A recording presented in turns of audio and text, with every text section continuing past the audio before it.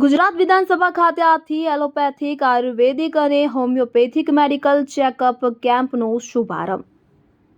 તો ગુજરાત વિધાનસભાના અધ્યક્ષ શ્રી શંકરભાઈ ચૌધરી અને આરોગ્ય મંત્રી શ્રી ઋષિકેશભાઈ પટેલને હસ્તે શુભારંભ કરવામાં આવ્યો છે. તો ગુજરાત વિધાનસભા ખાતે આજથી એલોપેથિક, આયુર્વેદિક અને હોમિયોપેથિક મેડિકલ ચેકઅપ કેમ્પનો શુભારંભ કરવામાં આવ્યો છે. તારીખ 18 થી 22 માર્ચ સુધી આ મેડિકલ કેમ્પ ચાલશે. તો આ 4 દિવસના કેમ્પમાં એલોપેથિક, આયુર્વેદિક અને હોમિયોપેથિક મેડિકલ ચેકઅપ કરાશે.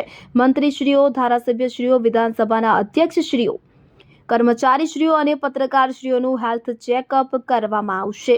તો blood test, full body checkup, પ્રકૃતિ પરીક્ષણ, નાડી પરીક્ષણ સહિતના ટેસ્ટ કરવામાં આવશે. મારે માનવું જોઈએ રાજ્યના મુખ્યમંત્રી શ્રી ભૂપેન્દ્રભાઈ પટેલ સાહેબનું અને આપણા પ્રોએક્ટિવ આરોગ્ય મંત્રી અને શ્રી ઋષિકેશભાઈ પટેલનું કે માત્ર અમે એક વિચાર કર્યો અને એમને એ વિચારને અમલ કરીને ધરતી ઉપર લાવવાનું કામ કર્યું.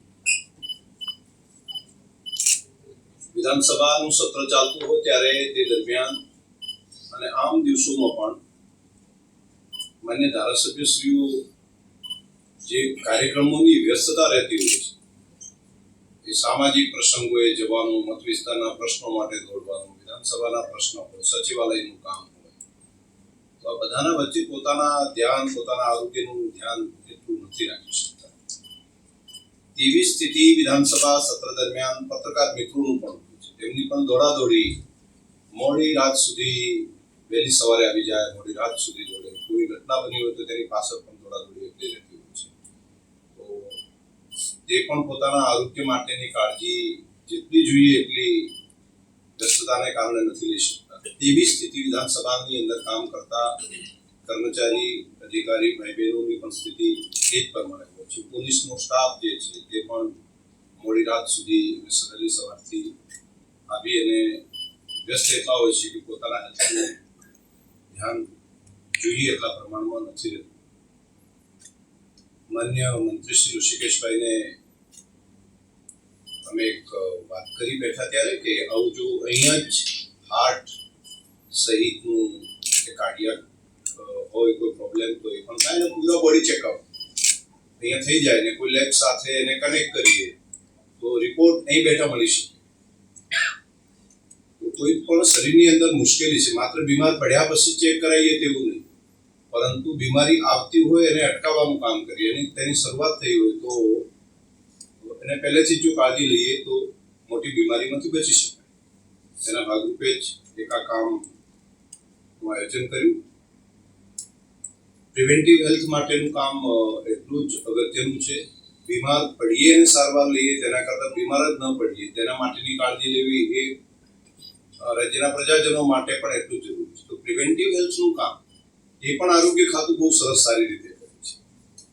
એ તેમના પીએચસી સેન્ટર હોય ત્યાંથી કરી અને નાના સેન્ટર હોય ત્યાં સુધીની જાગૃતતાનું કામ, એમાં જીવનની રહેણી કહેણી, ફૂડ હેબિટ, લિવિંગ હેબિટ, આ બધામાં નાના નાના જો ફેરફાર કરે તો બહુ મોટું પરિણામ મળી શકે. ખાસ કરીને એરબોર્ન ડિસીઝ હોય કે પાણીજન્ય રોગો તો એ બધાની નાની નાની કાળજીઓથી સ્વચ્છતાને કારણે કરીને ઘણા બધા રોગોથી મુક્ત થઈ શકાય. તો પ્રિવેન્ટિવ હેલ્થનું કામ પણ એટલું જ અગત્યનું છે. મારે સ્પેશિયલ આભાર માન્ય મંત્રીશ્રીનો એના માટે માનવું છે કે તેમણે આયુર્વેદ દ્વારા પ્રકૃતિ પરીક્ષણનું કાર્યક્રમ પણ રાખ્યો છે. એટલે કોઈ માણસની કફ પ્રકૃતિ છે, વાત પ્રકૃતિ છે કે કઈ પ્રકૃતિ છે, એનું જો એક વખત સંશોધન થઈ જાય, પોતાના ધ્યાન ઉપર આવી શકે તો તેને આનુષાંગિક ફૂડ એ લઈ શકે, તેને આનુષાંગિક ખોરાક લઈ શકે, તેને આનુષાંગિક પોતાની જીવન પદ્ધતિ ડેવલપ કરી શકે, તો જેથી કરીને કોઈ બીમારી થતા બિલકુલ અટકાવી શકાય. તો પ્રકૃતિ પરીક્ષણ માટેનું પણ તેમણે ગોઠવ્યું છે. બીજું નાડી પરીક્ષણ માટેના પણ તજજ્ઞોને લાવવાનું માન્ય મંત્રીશ્રીએ કહ્યું છે. તો આયુર્વેદની બાબતમાં પણ ઘણું મોટું કામ છે અને બંનેને આયુર્વેદ હોય કે ટોટલ આયુષ હોય, હોમિયોપેથી પણ આવી શકે, બાકી પણ ટોટલ આયુષ અને એલોપેથી બંનેને સાથે લઈને જેની જ્યાં જરૂર હોય, જેની જ્યાં વધારે ઉપયોગિતા હોય તેનો લઈને માનવ સૃષ્ટિનું કલ્યાણ થાય અને ખાસ કરીને પ્રકૃતિ એક વખત તમે જો નક્કી કરી લેશો તો પોતે પોતાની પ્રકૃતિના આનુષંગિક પોતાનો વ્યવહાર, પોતાની રહેણી કહેણી, પોતાનું ફૂડ હેબિટ એ બદલી શકશે.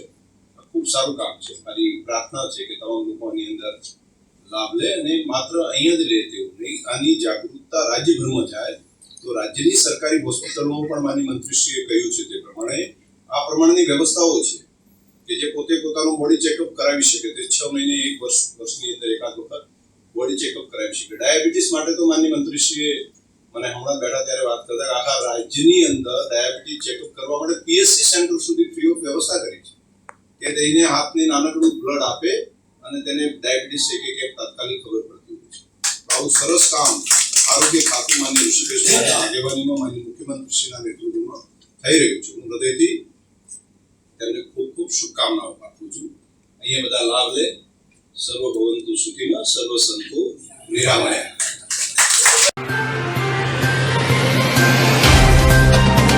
तो व्हाट्सएप, ट्विटर, फेसबुक, इंस्टा जहाँ भी आपका अकाउंट है, इसे शेयर बटन के द्वारा वहाँ पर शेयर करें